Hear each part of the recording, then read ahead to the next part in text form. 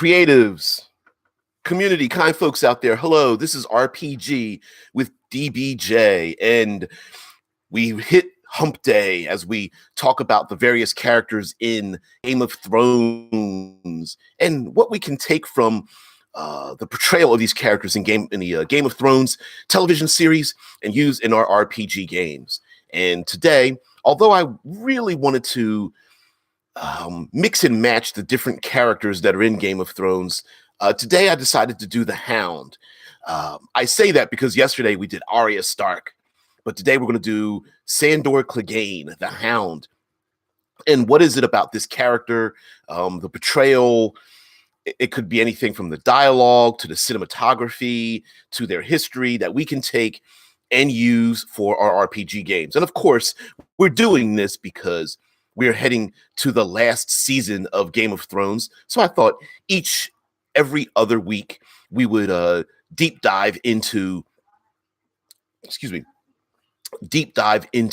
what it is that we can learn, what can we use, basically what kind of ideas can we steal in from this great series and series of books. Primarily, I'm going to refer to the television series versus the books, but whatever, we'll go back and forth. So, all right, Sandor Clegane, the Hound. Here's a gentleman who is this massive individual, only surpassed by his brother, the Mountain.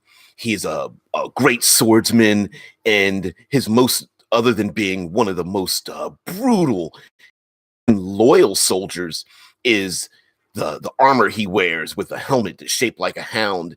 And the one thing that makes everyone look at him in disgust and fear and loathing is that nasty burn mark on the side of his face that goes up into his hairline, given to him by his brother, the Mountain, simply for playing with his toys when he was a young child.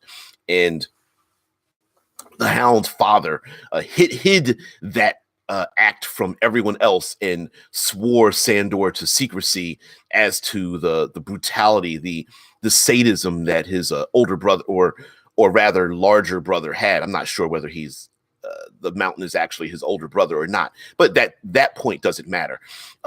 Here's an individual who, from a young age, knew no justice in the world and had been treated with disdain and maybe even disrespect for the physical deformity that he had, and that translated into his behavior.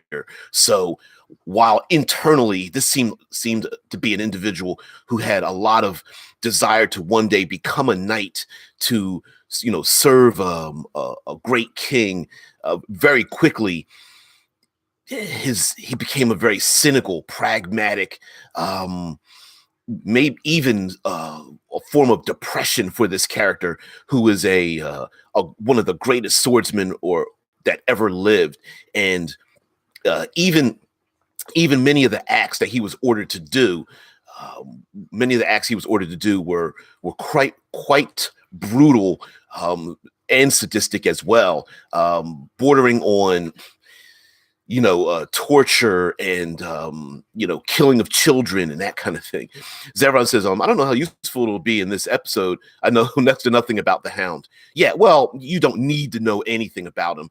It's just the fact that he's one of the greatest swordsmen. He's one of the largest individuals in the world, next to one of his own kin, the Mountain, and that a running theme that George R.R. Martin has in the television series, and probably in the books as well, is that you have these individuals who internally have a great desire for honor and justice and devotion, duty to a higher ideal, and nearly all of them have that beaten into the ground and ground to dust.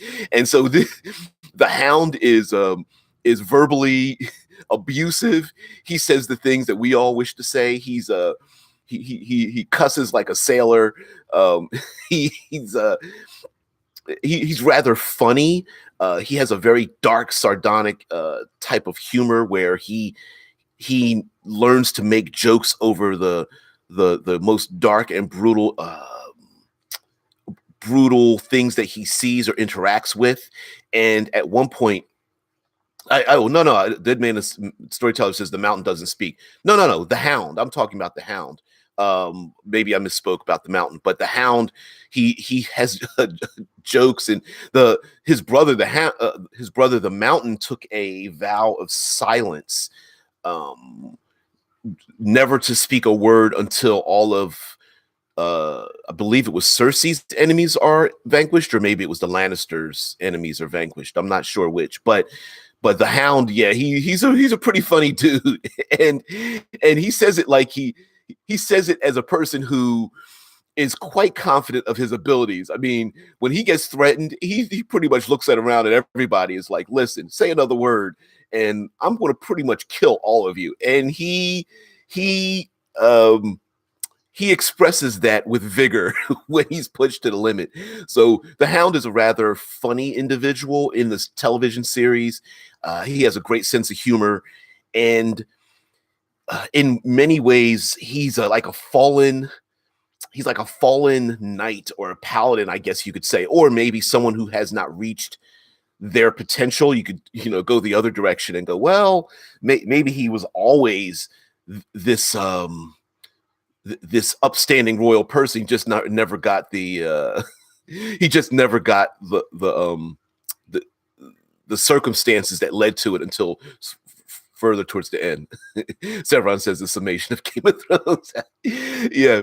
So yeah, for many people who are not fans of Game of Thrones, or just not into it, or really don't want to go back and start watching from the first episode, one of the hallmarks of Game of Thrones and uh, George R. Martin's writing and development of the characters is that nearly every character portrayed in a television show goes through a story arc, and that's very rare when it comes to, let alone one character versus 25, 30 characters that have story arcs of some sort, that you get to see that everyone is a hero in the hero of their own story. That from the outside, you can see people performing very sadistic, brutal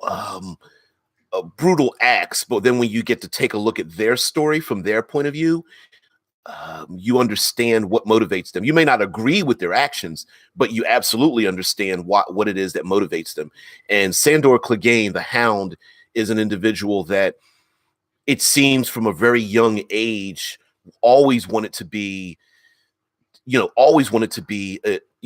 upstanding knight, the shiny armor, the holding the sword, the devotion to a king or a queen that had great ideals, and never got a chance to do that until he basically threw off the cowl that held him back. Zevron says, to quote Matthew Koval, an anti-villain is a character who could have been the hero had they been a better character that could work past their fatal flaw. Yes, and I would even quote, add to that sometimes it's the external forces that force a choice for a character, and sometimes it's hard to come back from those choices, and Sandor is that kind of character. Rickard says, I could see an Oath of Vengeance paladin, definitely against the people who turned him into what he became. So one of the motivating factors you see in the television show is that he's ordered to kill, I can't remember, a young boy that's part of these young kids, these young noble kids hanging around, and one of the young kids is actually lowborn. They aren't noble. They're like the kitchen help or farmer's boy or something like that. And Sandor's ordered by Cersei to kill this kid, and he does it. He rides down his horse. They don't show it exactly, but I mean, he rides his horse down, he kills his kid. And those little acts, Sandor, the guilt starts to, he covers the guilt with this worldview that the world sucks and there is no justice, and screw it, I don't care. And little by little, he sees that he's shown that maybe that's not exactly the way I should be looking at the world, but he tries to double down on it. And what a great character concept that would be for you, like Rickard says, Oath of the Vengeance Paladin, where in the beginning the character's like, I could care less, and the world sucks, and there is no justice, and screw you, and he's like cussing up a storm and drinking a whole lot, and could care about the little man, and he's motivated by the young Stark woman, Sansa, who kind of begs for help in a way, and he ends up saving her. And there's a moment where he takes off his cloak and kind of puts it around her shoulders, and that cloak was like a symbol of his knighthood. And being a knight in Game of Thrones is nothing like being a paladin in Dungeons and Dragons. Being a knight is just in name only. The behavior that they do, the brutal things, killing children and murdering innocents and all that kind of stuff, and sitting back and watching rape happen and all, burning villages or whatever. They're ordered to do all kinds of nasty things in the Game of Thrones, and he happens to be one of them. And when he sees this young girl, Sansa, who she's bright-eyed, has no idea how brutal and backbiting the people are, the politics is, and then he tries to save her, and not tries, he saves her, basically puts his cloak on her, and that's the beginning of him throwing off the shackles of these evil people. And I think it's a great storyline for a so-called paladin to rebel against what the population thinks are these noble people, but this character is like, screw them, they're not noble at all, like F them. And he, it's almost like a Batman kind of thing, like, yeah, I'm going against the law to right the wrongs and such. Rickard says, I get the feeling he has a redemption edge to him, but he doesn't seek redemption by doing good as much as bringing vengeance upon those who have wronged him and people he quote liked. Yeah, I agree with you on that. Especially that the one episode where he's helping, he kind of helps to starts building this temple to the seven gods, and he goes off on his own, and when he comes back, they've all been murdered, for their food and supplies. And man, he wants to. He's so funny about him getting revenge. Like, oh, I want to kill them. They're like, he meets the bannermen, and they're like, no, we want to kill them. He's like, well, just let me just disembowel one of them. I don't know. Please, I just got to kill one of them. Yeah, he's a brutal dude. Yeah, Sandor, the Hound, he's funny, but he's very brutal. So everyone says, so maybe he's like a jaded samurai? Absolutely. Like a Ronin. A Ronin samurai is perfect for this kind of character, where they've served like an evil warlord, and on the surface, people think this individual has rebelled or thrown off their devotion to this higher ideal, but internally they're technically doing the right thing, but breaking the rules in doing it. He's like, one who, so Zevran goes on to say, one who accepted the only thing in life is to follow the orders of a lord, no matter how vile or repulsive they act or want to be. You are absolutely correct. And we follow the Hound on his journey. And remember, first of all, he's like 6.5 feet plus. He's all muscle, and on the side of his face, he's got nothing but this like melted skin from this burn and stuff. So even his look, people just assume he's a brutal, sadistic, repulsive individual anyway. So he's kind of living up to the image that other people think of him, until others start to look inside of him, and he starts to grow from that. Rickard says, oh yeah, not a lawful good paladin here. Luckily, there is no requirement for lawful good in 5th edition. Yeah, with his big smile. Yeah, no. Definitely not. Well, you could make the argument that he could be lawful good. He's just not following the law, because those laws are not good, right? So I wouldn't stress the alignment too much, but correct. Is he like In the beginning, you could say he was neutral evil or maybe lawful evil, and moved on to maybe neutral or something, or maybe he's going on a path of changing his alignment. Um, yeah, I mean, he's not. I agree with Rickard about saying like he's not necessarily going on a path of redemption, or circumstances keep bumping him in the face and he keeps having to choose to go on a path of redemption against his own wishes because he kind of wants to be left alone, and then these circumstances keep falling in his path, kind of like a Wolverine.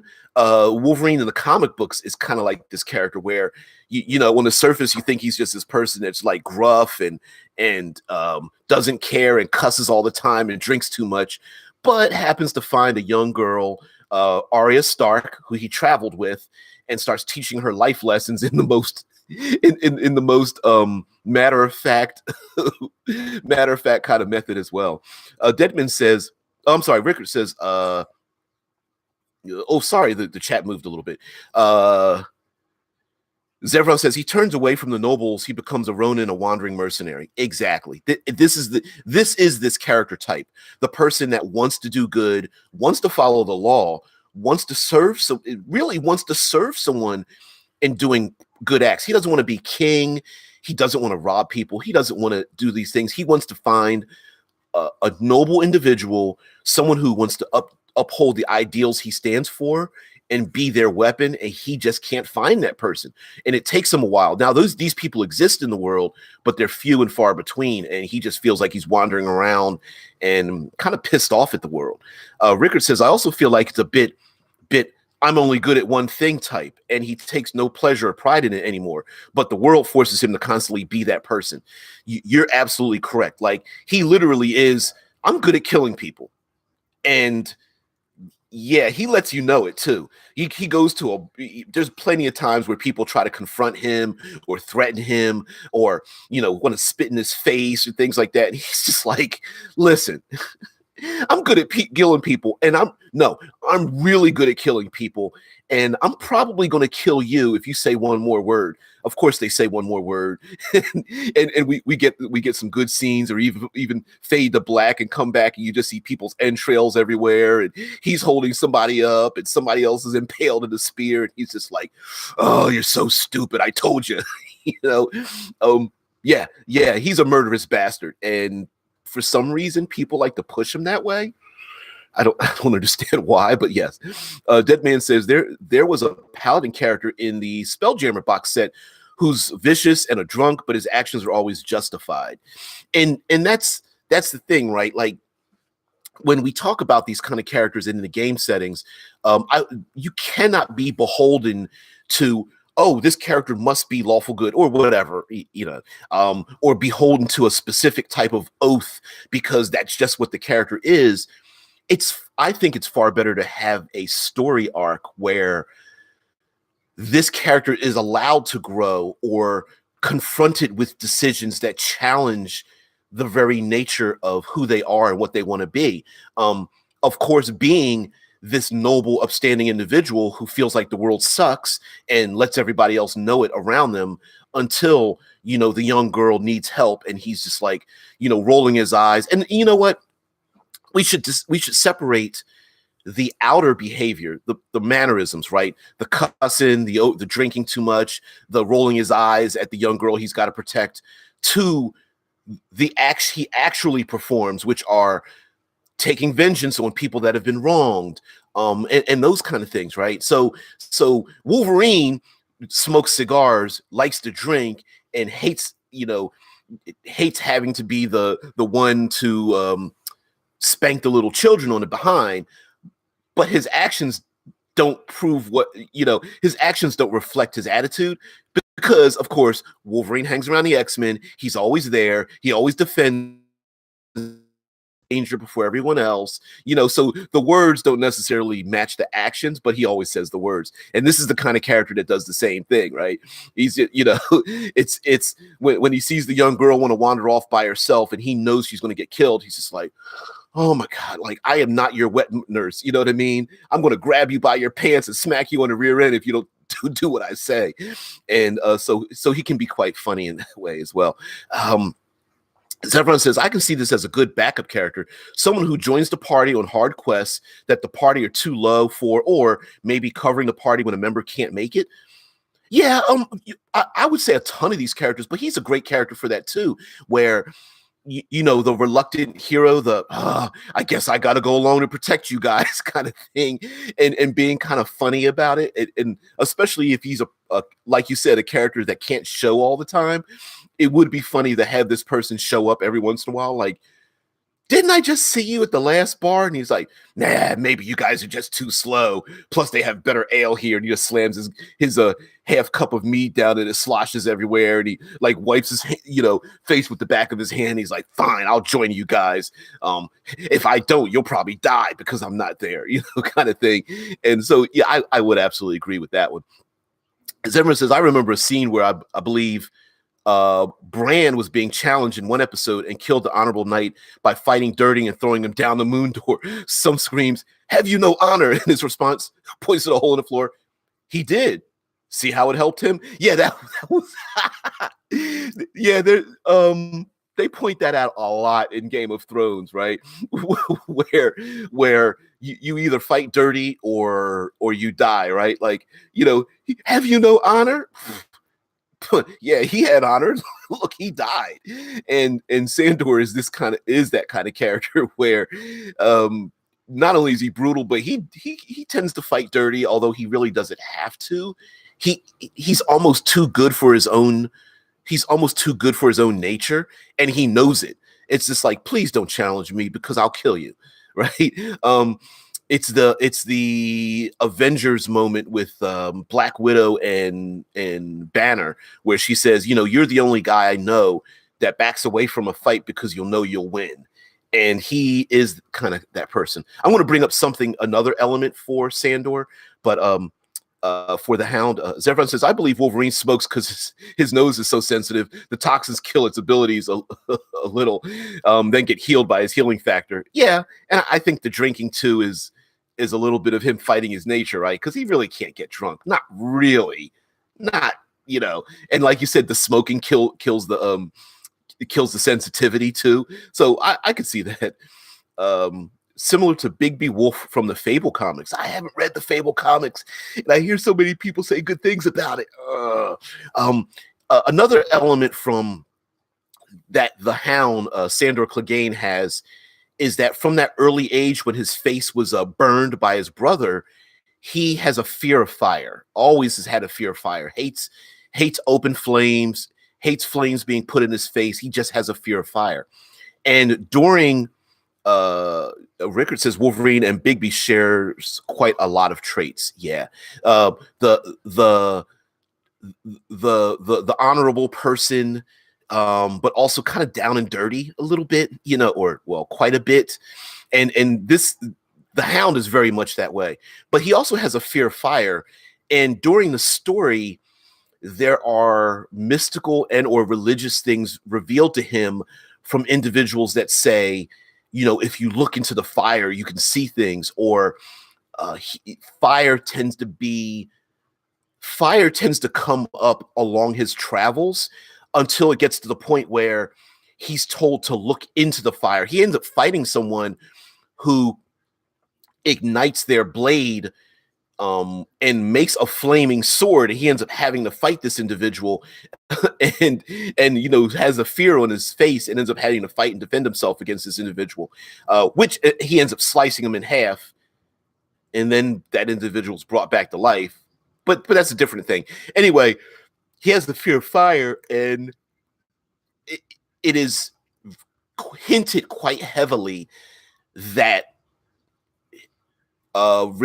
overcoming his fear of fire may bring to him visions of, and maybe even blessings from the gods, the red god that will give him, bless him with power, even.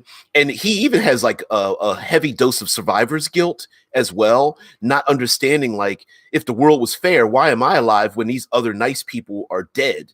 Why would the gods spare my life? I don't deserve to be alive, yet he's given the skill to survive on and on and on, when the innocent people around him, the nice people around him, end up dying. As a matter of fact, he was the cause of a young family, a small family dying when he stole their coins. And they begged, like they even invited him and Arya in, fed them, gave them shelter, and he stole this family's coins. And the dad was like, please, don't take our coin, because we need that to survive. We won't survive our winter if we don't have coin to to spend for food and supplies that we need to live. And he's like, life isn't fair, and steals it. And later on, he comes back to find that family in the cold and sees that the father probably killed his daughter, slit her throat, and killed himself, and feels guilt about that. Zevran says the big bad wolf can smell things from 3 states away. It drives him crazy. So he smokes really shitty brands smokes because it kills his sense of smell just a few blocks away. Imagine being able to smell all of New York and a couple of nearby states. You do that too. That's funny. I like that though. I didn't know that was a character trait, but yes, but it makes perfect sense, right? How you can shape behaviors for characters because they're doing something where from the outside, you see this person is drinking and smoking, and you find it's like, oh, why do they have this bad habit? But internally, this character, they don't have to explain why they're doing it, but why they're doing it, and that makes a lot of sense, right? So there is evidence pointing to the fact that I think that either Sandor the Hound will either be brought back to life if he's killed, because he was almost killed, and literally was nursed back to life, or he actually may wield the sword and light that sword on fire with his own blood, which would be kind of cool, like which would epitomize him being blessed by the gods, or the red god, or whatever, the god of light in Game of Thrones, even though he's like, why the gods don't look favorably on me, and he's very pragmatic, doesn't believe in worshiping of the gods, feels like it's stupid, and why would they, why would you even honor the gods that allow so many brutal things to happen in the world? So yeah. And he ends up also becoming like a lone wolf and cub kind of character when he takes Arya under his wing and travels with her. You have this big giant guy with this little small girl, and along the way he's kind of trying to teach her things in his own very blunt kind of manner. And he kind of gets mad at her when they go to a local pub, and they go to get some food and drink, and she's intent on wanting to kill one of these people that's on her list, and he's just like rolling his eyes like, really, are we going to start a fight here? Because I'm going to end up killing all these people. And of course a fight happens, and murder ensues, and she's more than happy to kill off the people that, yet one more individual on her list. And he's kind of upset because it interrupted his meal and his drink. But yeah. Zevran says, I remember a DM had me fight a leader of a rival mercenary group. I kept attacking and rolling shit. During the battle, he stated giving me lessons. Footwork, keep your back straight. I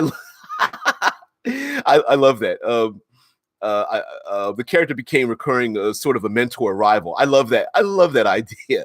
And Zev, you actually pointed out something, like, you do realize, and not you meaning me and me meaning us, like, role playing doesn't have to stop when the dice roll, right?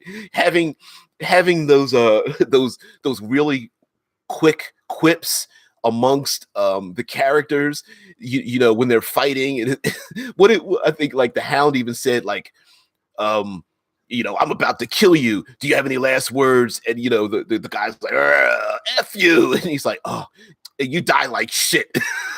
It's having fun saying things and talking with people while you're having these battles and stuff, especially when you have like a recurring character or like a frenemy that we talked about talked about the other day. Having these individuals that are like, they don't necessarily have to be, I'm evil and I hate you. It could be, are we fighting again? Look, we're on the same side, right? I'm just looking for, some coin, please don't come after me or something, or whatever the case may be. We can absolutely still have role playing in between the dice rolls, as long as we accept the fact that, like, this could even be a session zero. Like, for me, talking is a zero time action, right? That stupid thing about the player that's like, while the bad guy's talking, I'm going to hit him while he's talking. It's like, well, that sounds cute until me as the game master say, oh yeah, while your character's talking, I'm going to interrupt you and hit your character, right? So having little quips in and around the die rolls is awesome. As everyone says, role playing doesn't stop when dice roll out of combat actions, so role playing shouldn't have to end during combat. Hell yeah, but the instinct has become top headed, right? You top headed, where we start to look down at our character sheet instead of going, just because I said roll initiative, or just because me as a game master is like, oh, roll perception. You see if you see the bandits, and everyone's like, oh, I'm going to cast a spell. I'm going to do. You can still talk. You can still interact. Throw around quips. Throw around all kinds of barbs and insults and promises of death and destruction, or begging to save their lives, or info dumping. The bandits are like, hey, they're getting the better of us. We better take our wagon and get out of here. It's got all of our gold on it or something. And the player's like, gold? A wagon? I didn't see gold or wagon. Maybe it's hidden in the woods. You why not? Evil things don't want to die. They'd be begging for their lives too, and all that kind of stuff. Rickard says the problem is more with time management in combat. You don't have an action to quip. Yeah, well, yes and no. I mean, if you just the role playing doesn't stop, right? There's no rule that says you're not allowed to talk during combat. That's us. That's not the game. Although most games don't have a specific zero action. Here is where you talk action, right? It's assumed, or it is a behavior that we as role players fall into. That's not a fault of the games that we play. Everyone says, I mean, there is a place to interrupt a villainous monologue, but you're right about talking in most cases being a zero action. Yeah, and Rickard says, and you can't use a reaction to quip back, right? Everyone says, there is no action to quip. It's called vicious mockery.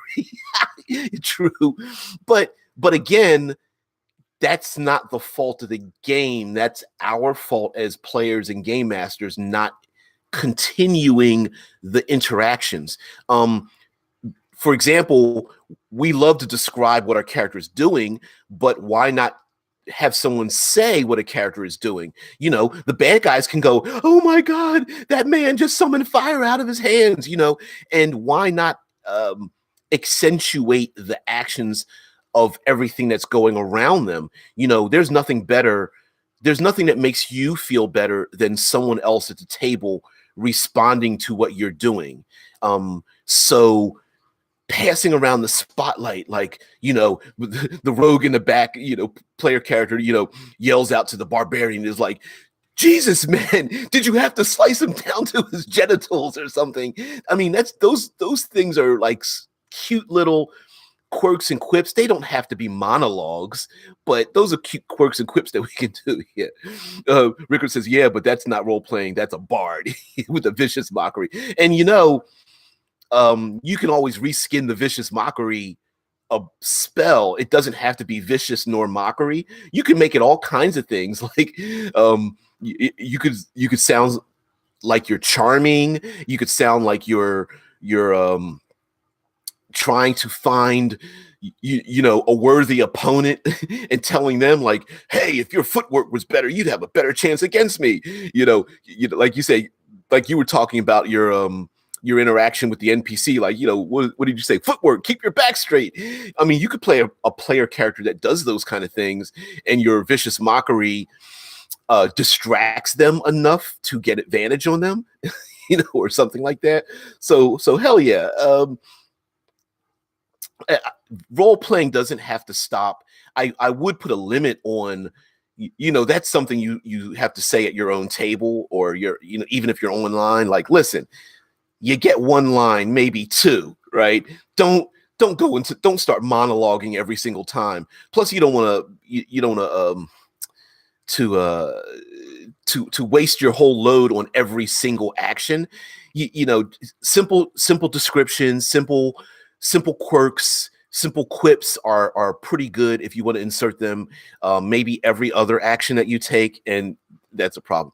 Rickard says the problem is also efficiency. You might have a cool role-playing combat move, but it would be detrimental to the combat unless the combat is a sure victory. It's bad form to use it. Well, also, when one person is doing their action, there's nothing stopping the other players from role-playing when the person performing their action is taking a little bit of time.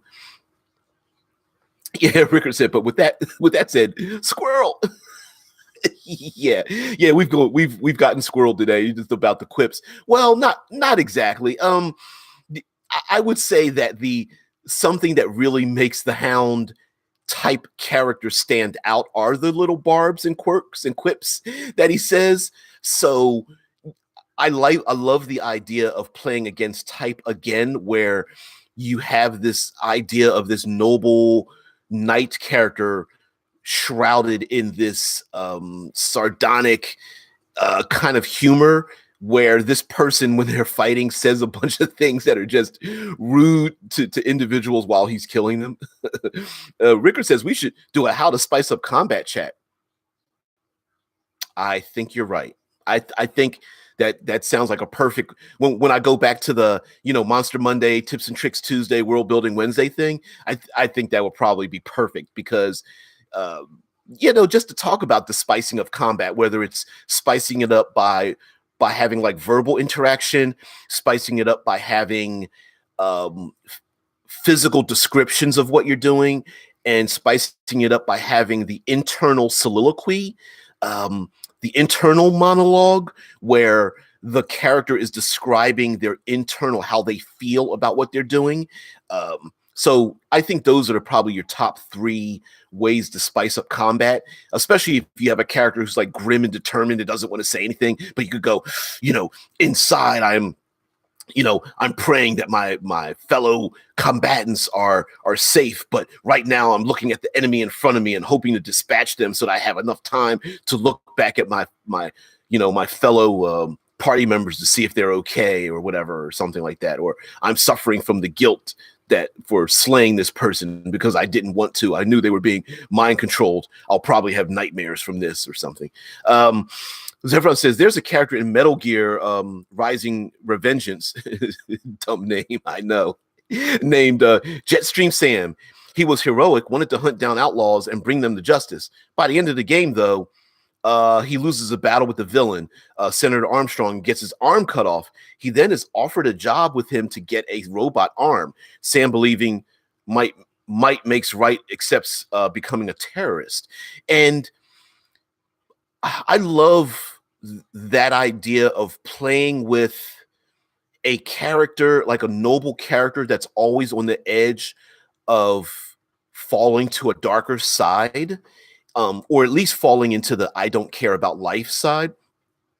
And I think that's a great story arc, because there's always room to grow. There's always room for this character to, to be a better person. Like in the Hound storyline, when he's basically left for dead by being killed by Brienne, the female knight who isn't a knight, another George R.R. Martin type character, the knight who isn't a knight.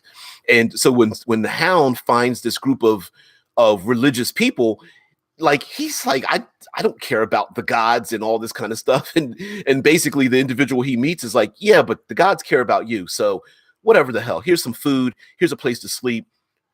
Fine. You don't care about the gods. So what? you're not doing anything, so why don't you help us build this temple? And he's like, fine, all right, whatever. And of course, reluctantly, internally, he's probably starting to like be convinced just a little bit that the gods might be right, when all these people that he's surrounded by, while they're having their religious revival or whatever, he's sitting in the background like, whatever, and of course he leaves for a short amount of time and they get killed because they're nice people, because that's Game of Thrones, right? And he comes back and he's like, damn it, I guess I'm gonna have to draw my sword and start killing folks, right? Grab up myself. What did he grabbed up? Like a giant ass hatchet or whatever, like big one-sided battle axe, and he's like, fine, I guess I'm gonna have to like wreck shop on mofos. And yeah, that's, here's a person who keeps flowing back and forth between really, really, really, he really wants to be embraced by the light, and it's just, the world is just brutal, and he's like, F this, I guess I'm gonna have to like cut some fools down and let them know it too. He's talking to him the whole time, Rickard says, I like that he's the opposite. He's the dark character that's on the edge of being good, but never really falling on that side. Me too. And having fun watching that journey, because it's, he's kind of a guilty pleasure character too, right? He's like, he shouldn't be doing this and he shouldn't be having this much fun, but yeah, go ahead, wreck shop, right? Zevron says, yeah, when you meet him as a villain, he compliments the player character, like self-taught, not half bad. Still, your technique lacks something, and he cuts the PC. I see you deny your blade's purpose, to bathe in the blood of your enemies. And the PC says, no, my sword is a tool of justice. And he sighs, idealism, how naive, right?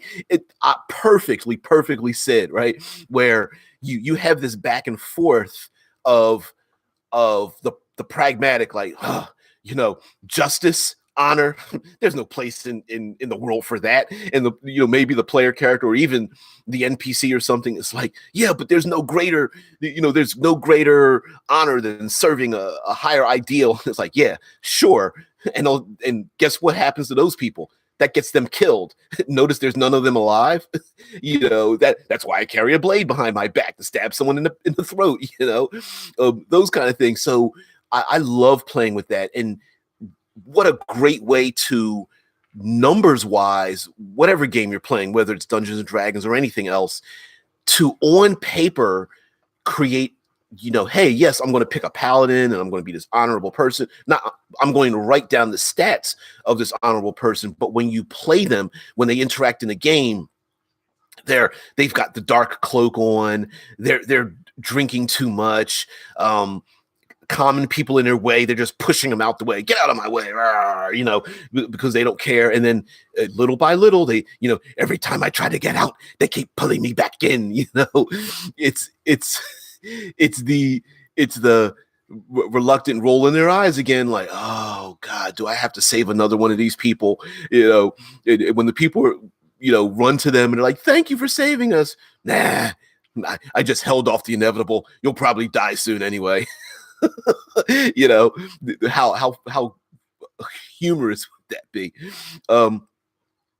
Rickard says, reminds me of the relationship between Kenshin and Hiko. Rurouni Kenshin, am I thinking right? Yeah. Rurouni Kenshin with the reverse blade katana and trying to be this honorable person living in the world, but like the world just keeps beating them down. Rickard says, does that mean he's the John Wick of Game of Thrones? Yeah. Oh man, yeah. If you haven't seen the you got to see the trailer for the John Wick 3 Parabellum. Oh my goodness. There's a second one. Oh man, yeah, he's definitely the John Wick of the Game of Thrones world. Man, brutal. And you just sit back, you do it, giving him the slow clap. Yeah, go for it, dude. Go for it. Zevron says, I wish to be, quote, I wish to be as honorable as the mighty Captain Lysander. She fought back the horde for 3 days to buy us time to win the battle. You notice how she's dead now, right? I love that. I love that. It's especially if you really want to get across in your world. Like, let's say you have a setting where it's pretty gritty, pretty grim and brutal, and having these stories of these great noble people, but they're all dead, and the people that live in their shadow are these beaten to the ground noble knights who cannot express who they are or what they want to be. Um, Ricker says, "I'm almost excited for the John Wick 3 than for Avengers." Hyde's like, "Don't throw something at me, please." You know what? I kind of feel you. I feel you on that. I think it's I think it's because we know what we're getting with John Wick, right? It's just gonna be him shooting fools in the head and like all kinds of new ways to kill people. With the Avengers, it's we don't know what's gonna happen. You know, so many people are like, someone's gonna have to die, which side note, I think that's such a silly, very simplistic way of looking at storylines. Like, well, either Iron Man or Captain America have to die. And I'm like, there's other storytelling elements to kill people off without killing them. Paralysis, losing their memory, becoming injured or going into a coma or retiring. Like, why does a character have to die to exit a story with a great ending for their character? It's just weird. Yeah, Ricker says it's been said before, but I also like the world building in John Wick. Yeah, yeah. Look at that world building, man. The Continental and the coins and all that stuff. The stiff upper lip individuals that work in and around these assassins and everything. It's kind of sweet. It's a sweet world building thing. The bigger not coins, but the markers with the blood on the markers and stuff. Yeah. As everyone says, John Wick is stylish and awesome. Avengers is comic books. Consequences rarely keep. I think that's that's the limitation of comic books on the big screen. Is in comic books, most consequences never stick in comic books. Spider-Man's still alive, Thor's still alive, Iron Man's still around, Captain America. It's the nerd mantra. No one ever really dies. So yeah, every comic book superhero is resurrected, brought back. There's always a big giant MacGuffin. There's a reboot of the storyline. So when you take that into the movies, how many of the characters look like they were dead, air quotes, but really they end up coming back again and again and again. So it does reduce the consequences. So yeah, and MacGuffins that wipe out all the actions of things it did before. Everyone's like, it's got to be time travel. It's like, well, yeah, but yawn. Spider-Man lives because the sequel apparently takes place after Infinity War. Man, well, we don't know how other characters return. I mean, I get that idea, but then again, they've done that in comic books forever. So why would the movies be different? They're not going to kill these characters aren't going to die because they make money, just like they're not going to kill Spider-Man in the comic books because he's a comic book character that people buy the comic book of. Like I get it, but on the other hand, it's like, what were we expecting? Right? Yeah, and in a trailer shot for Endgame, they show Peter back to life. Do they really show that? It doesn't matter. We know they're coming back. It's not like a big surprise, right? So were we expecting these characters to stay dead? Yeah, Dead Man says, and the supervillains as well. Yeah. Oh, the second trailer. I haven't seen the second trailer yet, or rather, I got notified of it. I've been taking a look at it, but yeah, Dead Man Storyteller says, and the supervillains as well, bringing back the supervillains and stuff. Yeah, supervillains always come back. I mean, hell, how many times has Kingpin been arrested and brought down, brought to justice, and I'm going to escape again, that kind of stuff. Rickard says, that's why I don't like comics, but I can find joy in Elseworld stories that are all self-contained. Well, the problem is, like, for me, I started reading comics back probably late 70s into the mid to late 90s, for everyone that wasn't born then, they don't have those stories to go to. So they have to keep rebooting the characters, right? My Spider-Man isn't your Spider-Man, meaning you as if you were much younger than me, right? If you're in your 20s, you probably don't hold to your chest the characters that I hold to my chest. So they always have to be rebuilt, reborn, reused. So when you get characters that are character storylines have to keep continuing over and over.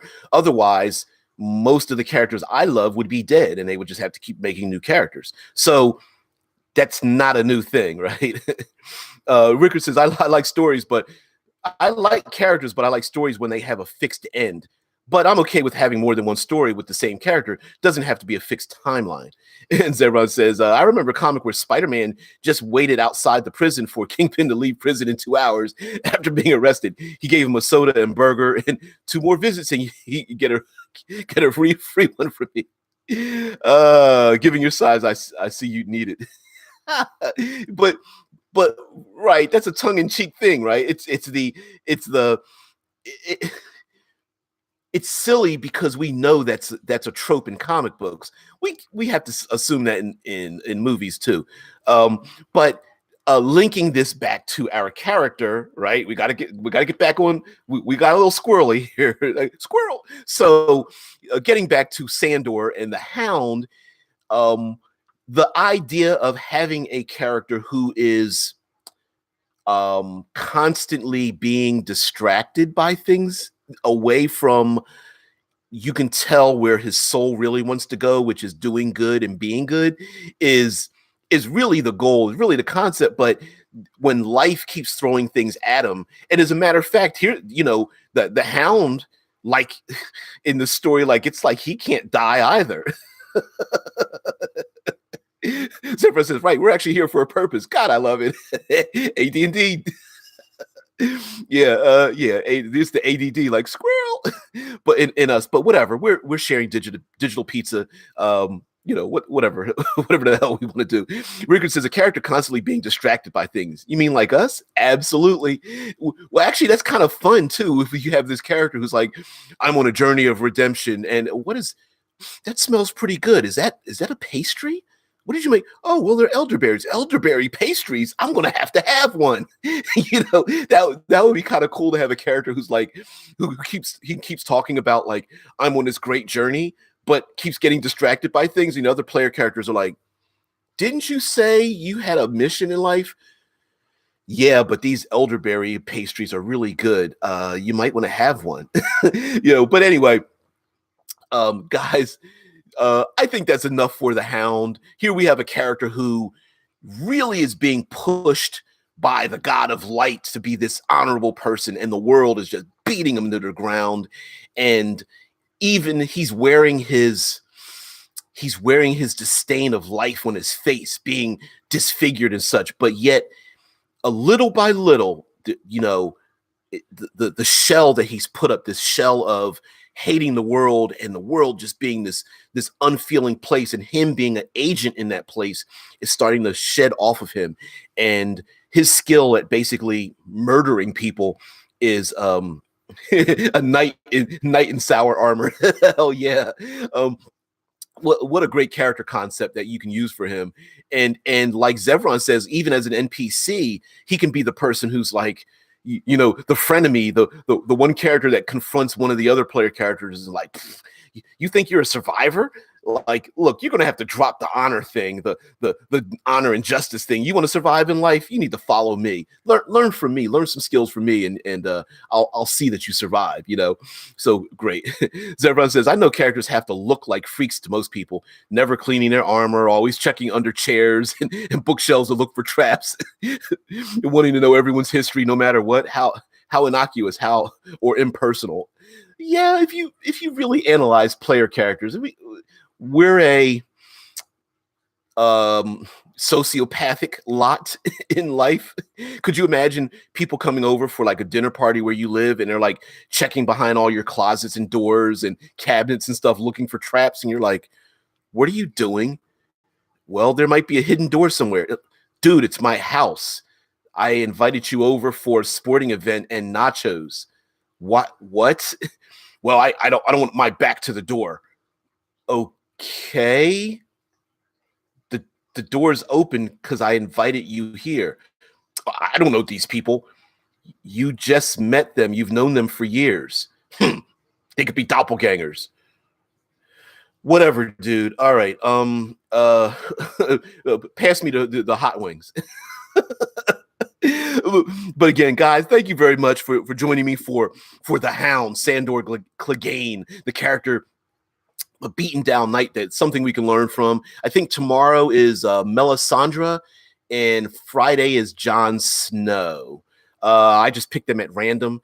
Maybe we'll go back to the Avengers next week, and then maybe we'll do like when we get back to Game of Thrones, we're gonna have to do like a Hodor, a Tyrion, of course. We got to do a Tyrion in there. Maybe pick another minor character, maybe Davos or something like that. Yeah, as everyone says, I invite a friend to dinner. Hey, I made us chicken. Insight check the chicken.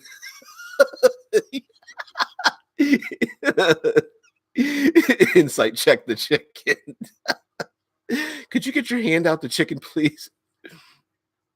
Everybody says no Tyrion. Oh, listen, I got it. Come on now. We can't blow our load just with a Tyrion, right? I mean, he's a great character. Littlefinger, hell yeah, Littlefinger. Yeah, of course we got to do it. Okay, you convinced me. We'll do some Tyrion and Littlefinger. I'll change it. I'll change it. Jeez, you guys. All right. Anyway, we're coming on the hour mark, guys. Thank you very much for joining me. We will see thee tomorrow. And we'll see what's going on. Drago. Yeah, Tesla Ranger. Hey Tesla. Yeah, oh man. Yeah, we got to do a Danny. We've got to do some of these characters, but yeah, of course. So guys, I'll see you tomorrow. Thank you for joining me on the live chat, and gotta head off to work. See ya. Bye. Jamie. Yeah, gotta do a Jamie as well.